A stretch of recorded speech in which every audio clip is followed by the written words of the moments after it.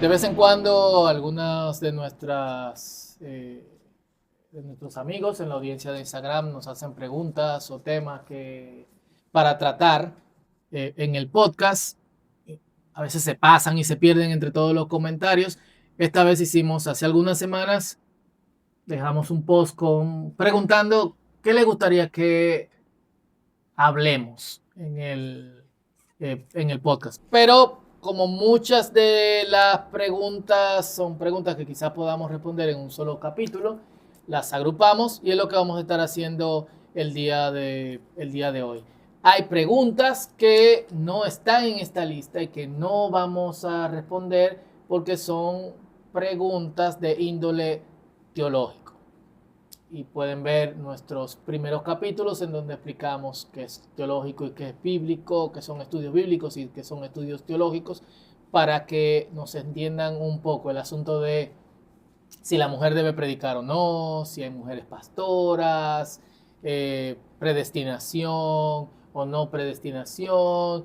Todas son cuestiones que caen dentro del campo de lo teológico.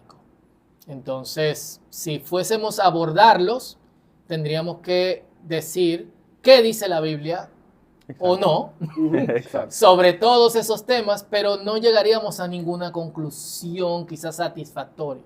Porque al hacer preguntas teológicas lo que ustedes quieren es una respuesta tácita. Cerrada. ¿Sí o no? ¿Esto es bíblico o no? No siempre la Biblia va en esa dirección. Correcto. Repito, no siempre la Biblia va en esa dirección. Así que aquí van algunas preguntas y la tiro a quemarropa a nuestros expertos. Yo voy a agarrar alguna de esas preguntas para tirar a ti también. Nuestro experto también, Alexander López, quienes van a responder como solo ellos saben. Esto es, señores, no ensayamos esto. No sabemos lo que nos van a preguntar. Otro nivel. Ellos lo leyeron en Instagram un par de veces. No, mentira del diablo. Ok. ¿Cuáles son los temas menos estudiados de la Biblia y cuáles son los temas que no aguantan un artículo más, un paper más? O sea, ya, no. Bueno. Tú dices, pero que se ha escrito mucho, tú dices. La pregunta va en dos direcciones, una misma persona. ¿Qué temas son los menos estudiados en estudios bíblicos, en ciencias bíblicas? ¿Y cuáles son los temas que ya es como que, por favor, no más? Bueno, el Nuevo Testamento mucho tiene que ver con lo que se llama consenso académico. Por los últimos años, los académicos que más impacto han hecho son los que han retado lo que siempre hemos creído. Por ejemplo, que hay cartas que Pablo no escribió, que Pablo no murió en el 64, 63 en Roma, o que Pablo murió en esa época. La cronología de algunos de los textos paulinos. También... ¿Son temas menos estudiados o son más esos estudiados? Son temas que deberían ser estudiados porque son los que tienen consenso académico, como que la gente regularmente asume una posición, pero no hay tanta crítica al construir al respecto. Temas muy estudiados que ya deberían parar, Pablo. O sea, la teología paulina es demasiado información. Obviamente es muy importante seguirlo estudiando, pero hay que encontrar nuevas formas, porque hay demasiada información acerca de Pablo. El asunto del problema sinóptico también, demasiada información del problema sinóptico. Para mí el problema sinóptico no existe. Sí, pero sí existe. Entonces, no existe. Hay algunas informaciones, también creo que algo que se podría estudiar son las cartas menos estudiadas, las cartas católicas, los escritos católicos, las pastorales. ¿Cómo así? Católico ya la gente sabe. Este hombre no es ecuménico. La gente sabe. Claro. La carta de primera y segunda de Pedro, universales. Primera de Juan, Santiago, Judas, Hebreos. Y los asuntos de autoría siguen siendo interesantes para algunas personas. Ahí podríamos estudiar todavía lo que se cree como autoría tradicional y autoría crítica, que para los críticos nada de eso fue escrito, para los tradicionales todo eso fue escrito por el nombre que lo tiene. Personas que puedan pensar quizás en el medio de esas posiciones y de ahí sacar algo nuevo. Súper. Landeta, ¿cuáles son los versículos que más se sacan de contexto? Lo que más se sacan de contexto. Mira, yo creo que hay pasajes muy... Bueno, tendría que pensar en algún ejemplo así bueno, que se sacan mucho de contexto. Estoy en el aire ahora mismo. Estoy pensando. Piensen, Sacado o de sea, contexto, tranquilos. todo lo puedo en Cristo que me fortalece. Tienen que sí, parar. sí. Pues ¿Por qué está sacado de contexto? Subiendo fotos de selfie en el avión o algo así, todo lo puedo en Cristo que me fortalece.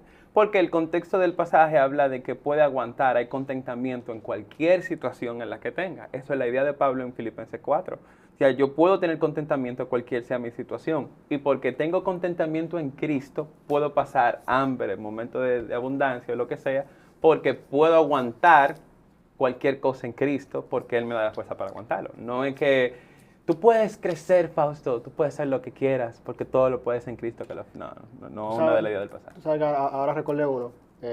¿Sabes que en Eclesiastés 3 habla de todo tiene su tiempo debajo del Ajá, sol? Y claro. cada cosa tiene su tiempo. Y yo he visto como que muchas veces se usa ese pasaje como, viejo, tranquilo, todo tiene su tiempo, como cálmate, chilea. Pero cuando tú sigues leyendo el texto hasta el versículo 11 del capítulo, hay algo que cambia. Y es que dice que Dios hizo cada cosa en su tiempo, pero el ser humano, el hombre, no se le ha revelado cuál es ese tiempo. Cuando yo entendí eso de tener, cada cosa tiene su tiempo a la luz del versículo 11, eso a mí me aterró. Porque es cierto, o sea, tú no sabes cuándo te vas a morir, tú no sabes mañana si tú vas a estar de risa o vas a estar triste. O sea, nosotros no conocemos nuestros tiempos. Entonces, lo que esos pasajes quiere decir, y la imagen que me vino a la mente es como que tú estés caminando y todo lo que tú tienes enfrente tuyo es oscuridad. Tú no estás viendo lo que hay más adelante, tú no estás viendo el mañana. Entonces, cuando uno lee, todo tiene su tiempo, a la luz de todo el texto hasta el versículo 11, cambia totalmente. Oye, Y creo que se mal usa ese pasaje. Yo creo que Eclesiastés es un libro sacado de contexto, totalmente. Ahora que tú hablas de tiempos, usualmente se piensa en el predicador o en Cogelet como una persona depresiva, como alguien pesimista, que todo le pareció mal y que todo le fue mal en la vida y que todo es negativo, cuando realmente él nos está hablando sobre sus tiempos. Correcto. Las cosas que ha vivido y cómo él lo recorrió sin éxito hasta llegar a lo que realmente tiene éxito, que es el temor de Dios. Busquen a Dios. Eso es lo único que vale la pena en la vida. Levítico 19:28 también. No te hagas marcas en la piel por causa de los muertos, de los tatuajes. Ese es también uno de los versículos sacados de contexto. Perdón, el mismo pasaje de Deuteronomio de no se ponga el hombre ropa de mujer, mujer ropa de hombre. También tenemos el de, oye, lo tenía en la mente ahora, el de, por haberse multiplicado la maldad, el amor de muchos se enfriará. La gente toma eso como una justificación para ser odioso por ahí por la calle. Sí. Y nada que ver, porque el mismo pasaje dice, pero el que persevera hasta el fin. Tú sabes, cara, en ese mismo contexto está también el pasaje del Señor cuando dice de que habrán hambres, guerras, etcétera. Y la gente generalmente entiende ese pasaje que cuando de que hay una guerra o hay enfermedades, se está acabando el mundo. Pero cuando tú lees el pasaje, lo que dice el Señor es, sepan que todavía no es el fin. Todavía no. O sea, generalmente interpretamos ese pasaje al revés de lo que el texto está diciendo. Claro. Y también en la misma dirección de lo que tú estabas diciendo, hablando yendo en conexión con uno de los episodios anteriores donde hablábamos sobre pasajes normativos o pasajes que tienen su validez cuando hacemos conexión con otras partes de las escrituras o no. Siempre me llamó la atención que decía el amor de muchos se enfriará, pero luego la Biblia creo que en Efesios dice saquen oportunidad de cada tiempo, porque los días son malos y peligrosos. Son malos y peligrosos. Siempre me ha llamado la atención eso de no pesimismo, sino sacando lo mejor del tiempo, porque los días son malos. Pudiésemos tener un solo programa de versículos fuera de contexto, pero tenemos que continuar. ¿Qué es literal y qué no? Te toca eso. En la Biblia. Yo solamente soy el cuestionador aquí, no soy nada de... ¿Cómo sé que algo es metáfora o no? ¿Cómo sé que algo se aplicaba solo al Antiguo Testamento? Creo que... Son varias preguntas. Son varias preguntas. Y tenemos un podcast acerca de eso. Tenemos un podcast acerca de eso. Podemos empezar con la pregunta número 2, que es cómo sé que algo es metáfora. o no. Es sumamente importante cuando estoy interpretando el texto bíblico, yo saber qué género estoy interpretando. Exactamente. El género es poesía, es narrativa dentro de la poesía, es ficción narrativa dentro de una narrativa, Ujú.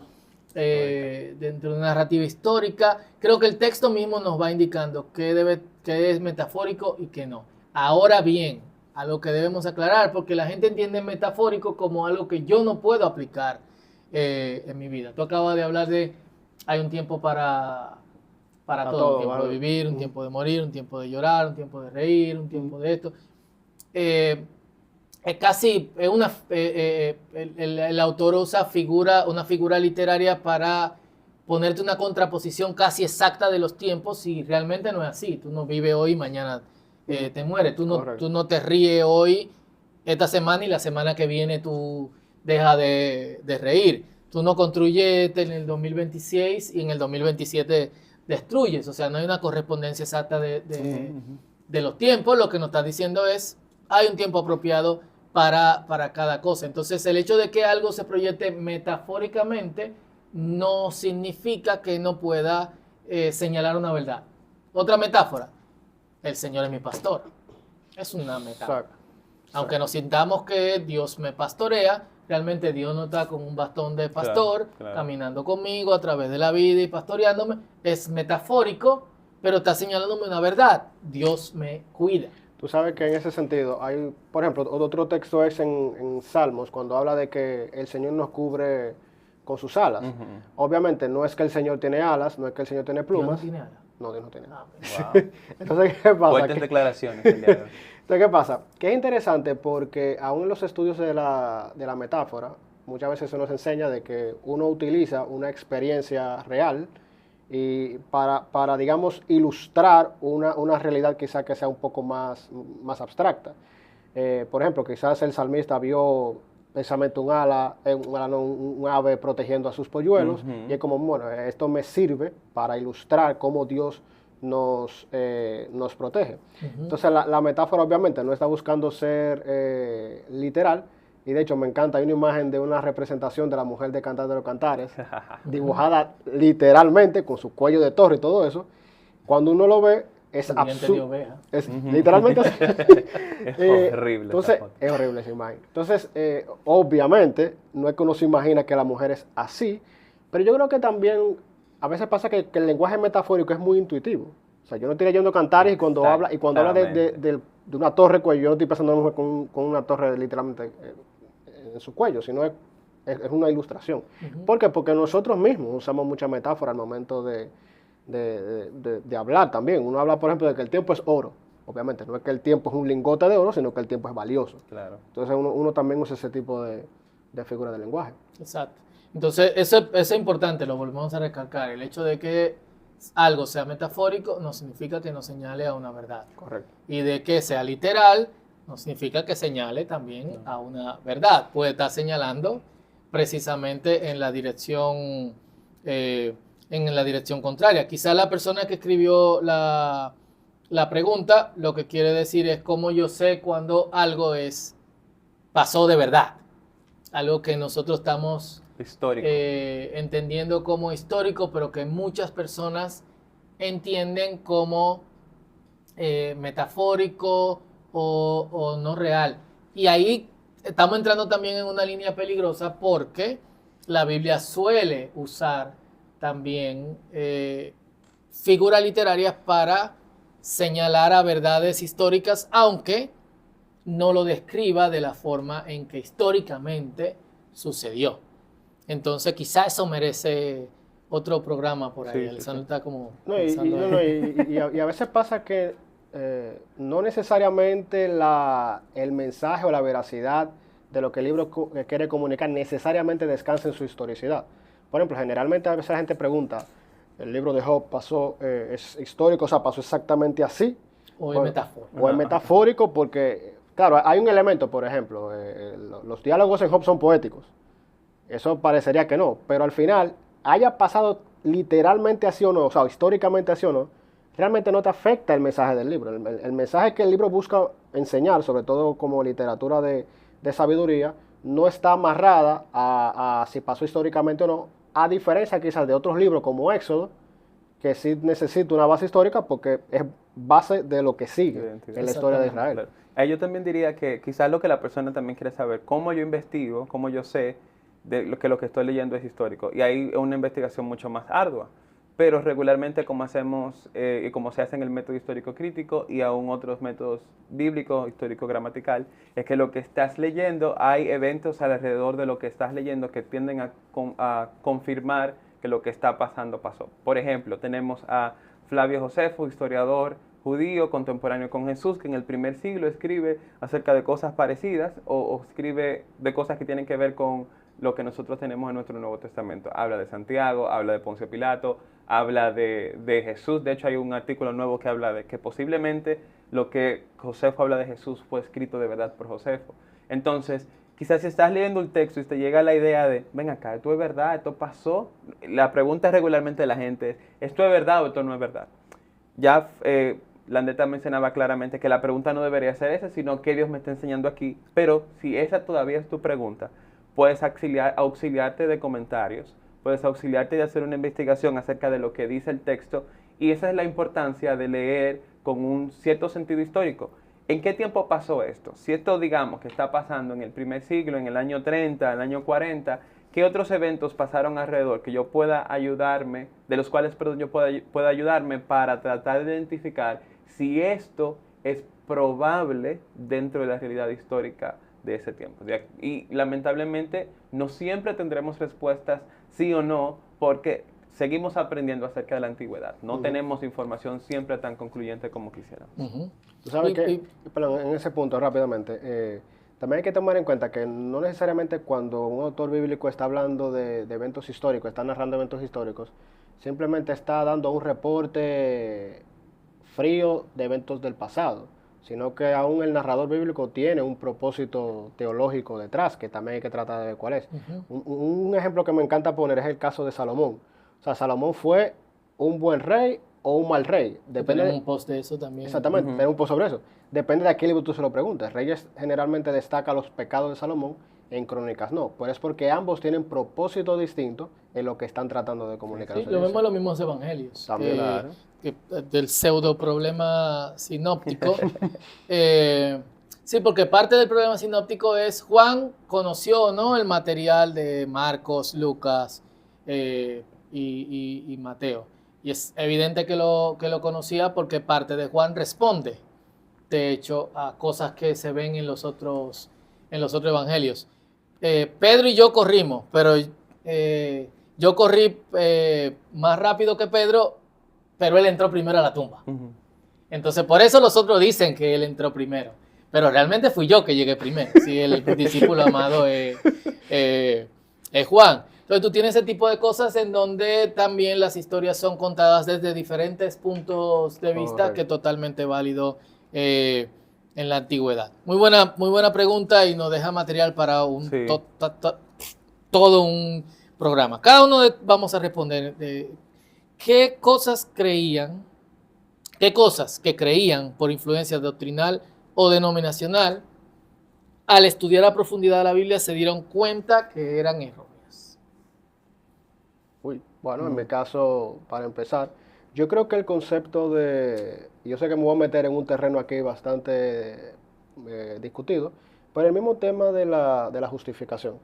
Uno, por ejemplo, cuando lee a Pablo en Gálatas y en Romanos, Pablo cuando usa la justificación está hablando generalmente como una respuesta a un problema entre ellos. Es un problema horizontal entre los cristianos de trasfondo judío O con los- relacional. o relacional con los Wow. cristianos de trasfondo gentil. Para mí eso fue algo bastante novedoso y cuando escuché a personas explicando esto, me hizo sentido de inmediato, porque es lo que veo en el texto. Distinto a lo que yo venía creyendo que solamente era una cuestión vertical, o sea, que la justificación solamente era cuando yo era declarado justo delante del tribunal de Dios. O sea, no, hay un elemento horizontal que también es parte del concepto y de hecho es, digamos, lo que más tú puedes destacar cuando lees el pasaje. En mi caso eso es un muy buen ejemplo. Ok. Para mí, el hecho de que los escritos que nosotros tenemos fueron escritos después de que los eventos pasaron. como a veces nosotros dentro de la iglesia manejamos la idea de como en The Chosen, que Mateo va con una tablita Sí. escribiendo las cosas. Y eso nos ayuda a nuestra fe porque eso nos hace sentir seguros acerca de lo que está escrito. Pero cuando tú empiezas a leer que, de acuerdo a la fecha que se manejan, posiblemente Marcos se escribió por más temprano, y son los académicos que aún más temprano dicen en el año 45, lo que más temprano dicen son una minoría. Pile temprano. Exacto, demasiado Sí. temprano. Pero lo que se maneja regularmente al 70, más o menos para hasta el tarde, año 70, pero- poco más tarde. Y tú dices, pero ven acá, ¿qué pasaron? 40 años, ¿cómo así? Entonces, yo creo que eso a mí me ayudó un poco a entender la realidad histórica del texto. También los asuntos de autoría, entender que la autoría de un texto bíblico no era como que alguien se sentaba y el espíritu venía. Y escribe el Y libro empezaba, entero en dicta, media hora. y empezaba como la profesora de la universidad. Número 1, y uno ahí escribiendo, tú sabes. Entonces eso hizo más complejo y a la vez me retó a estudiar un poco más Muy bien. esa realidad histórica. Yo soy muy dado como a esa parte histórica y me ayudó mucho, pero a la vez tuve mi pequeña crisis ahí. ¿Sabes? Sí, en mi caso fueron más cosas como externas. Yo crecí en un ambiente muy rajatabla, muy tradicional dentro del contexto pentecostal. Eso no hace el contexto pentecostal malo, es simplemente de donde yo provine, y había muchas cosas externas que se validaban con pasajes bíblicos sacados totalmente de su contexto. Y el poder estudiar la Biblia, de hecho, una de las razones por las cuales empecé a estudiar la Biblia en profundidad Ujú. se debía a que no me hacía sentido Ujú, ciertas cosas. ujú. Cosas que ahora suenan muy estúpidas para la mayoría, pero no vaya a la peluquería porque la Biblia dice, o al cine, porque bienaventurado el varón que no Que anduvo no en consejo se- de sí, malos, ni en sí, silla de sí, escarnecedores se ha sentado. O las mujeres no deben de rizarse porque en Isaías dice que le quemaban el pelo y el desrizado es una forma de quemar el pelo. O sea, Para que había derrizado en la Isaías. audiencia de fuera del país, las mujeres con pelo crespo usualmente se lo alisan, algo que ya va pasando, pero que sucede, y las iglesias pentecostales, algunas iglesias pentecostales y no pentecostales, lo, eh, lo prohibían, o no practicar ciertos deportes, o cuestiones también escatológicas que ahora no me hacen mucho sentido al estudiar Ujú. bien el texto bíblico. Pero fueron esas cosas que no me hacían sentido, siendo un muchacho, 14, 15, 16 años, que me llevaron a estudiar el texto a profundidad.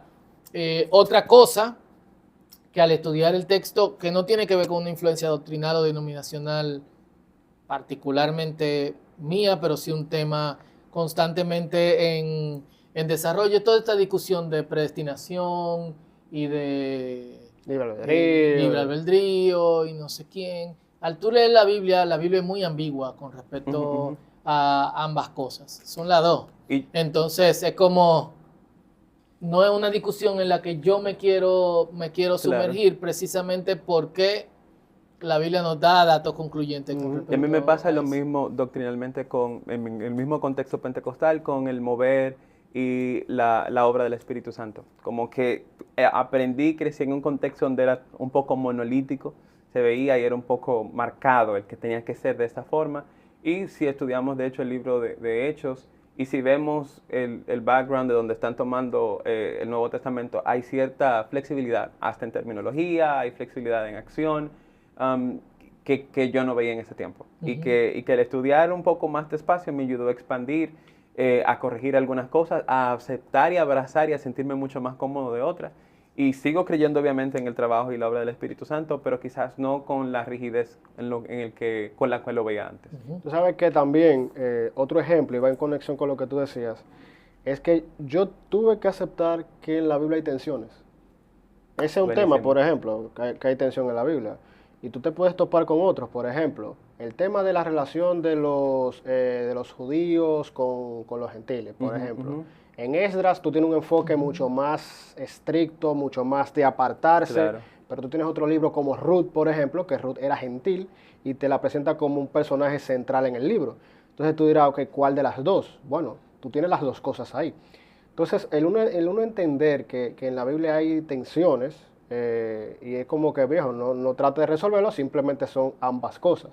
Yo creo que el problema muchas veces es que nosotros, como decíamos en un momento, querer dar una respuesta cerrada a una cuestión que en la Biblia está en tensión, lo que estamos haciendo honestamente es, simplemente estamos tomando varios pasajes y otros pasajes simplemente lo estamos dejando fuera. O sea, estamos creando un canon dentro del canon para yo poder justificar cierta postura. Pero no, o sea, simplemente es una tensión y no hay problema con eso. Claro.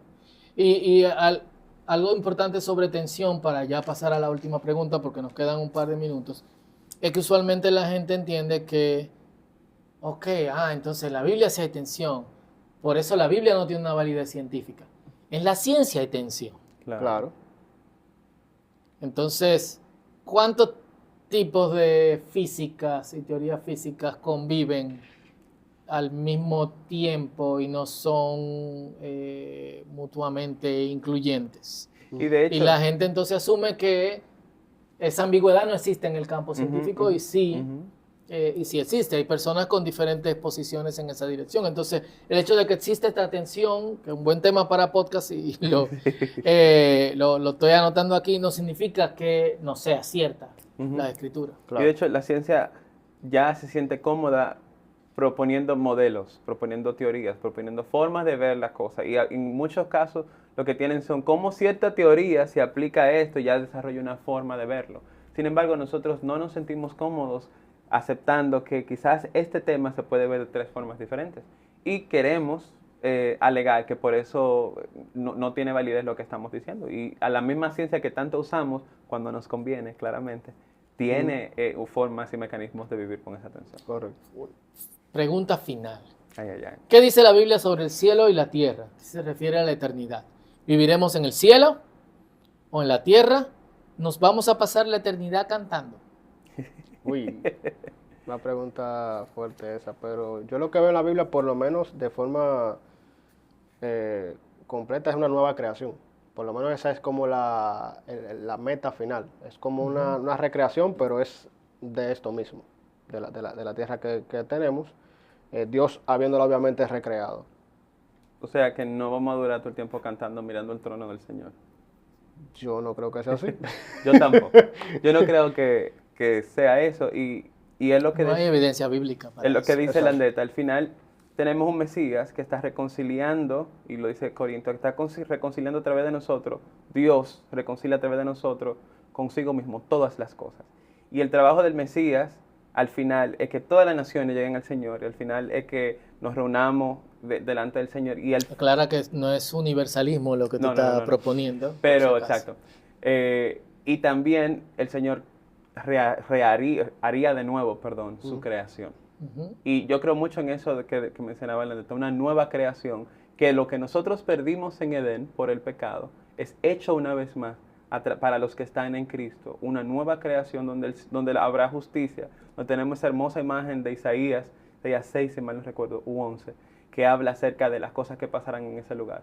Eso me hace pensar, si el áspid y el león y todo ese tipo de cosas, esa es la imagen que tenemos, no podríamos decir que necesariamente vamos a estar todo el tiempo adorando al Señor. Yo creo que es una creación, una humanidad renovada, lo que debió haber sido y no fue. Claro. Bueno. Sí, yo creo que cada cosa tiene su tiempo. La eternidad apunta a un cielo nuevo, una tierra nueva, a una eternidad vivida, obviamente en una nueva creación. Nos la pasaremos cantando toda la eternidad. No. Y si eso fuera el caso, tampoco creo que tuviésemos ningún tipo de problema. Pero sí va a haber otro tipo de adoración. Una adoración que tiene que ver con personas que están íntegramente conectadas con Dios. Creo que a eso se dirige también este fin de adorarán al Padre en espíritu y en verdad. Y en eso consistirá nuestra adoración por la eternidad. Esas fueron todas las preguntas que pudimos responder. Algunos llegarán a episodios completos, por lo menos un par. Y seguimos conversando. Próximamente vamos a tener espacios en donde vamos a poder conversar en vivo. También estaremos hablando de un club de lectura que tendremos en unos cuantos en unos cuantos meses y algunas cosas interesantes para ir construyendo esta comunidad de fundidores. Hasta la próxima. Bye bye. Dios Bye le bye. bendiga.